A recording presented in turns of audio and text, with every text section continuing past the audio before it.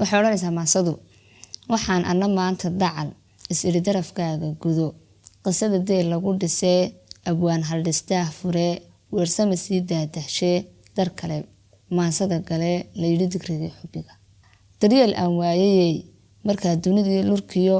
ifkii naxdintiyo dulmiga dushooda ka haajirteed daar kale ku caaweysay baan digniin qalbiga jecleed u diray samir iyo dulqaad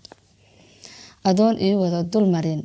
deeqsin xaalka jira wad baa kugu soo degdegay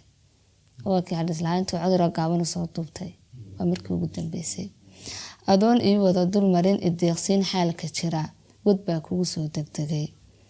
huq baa dabadaa itiri dhibaatada daris la noqo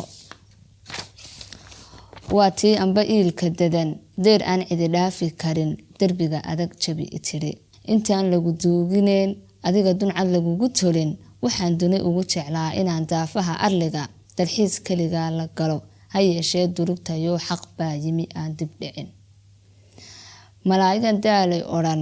ayaan dalbadaa inay jannada daris kula noqdaan waxaanu arkayay deeq inaan dumarkaala baxay waxaa hadda iigu daran markay dadku iga tagaan xasuus baan daawadaa waxaan dalbadaa adayg ma doono xidhiidho kale qalbiga aad doojisaa cid kala dejinayn mar kale nalkii damayow ku tabay jacayl dumayow hanjabay ilinta qubataay dardhaday difaaca jirkow isdhimay ciladan darisnaa ku nacay waqtiga ordayaan ku degi danbaa iman waa ladnaan dambaytadu way wacnaan niyadda jabtay baa istiri damiir qancay baa markici qof kale doondoon iyo odhan danayntaadii wacnayd cid kale kama doonayee nasiibkaygaan ku dayi tijaabada doorar kale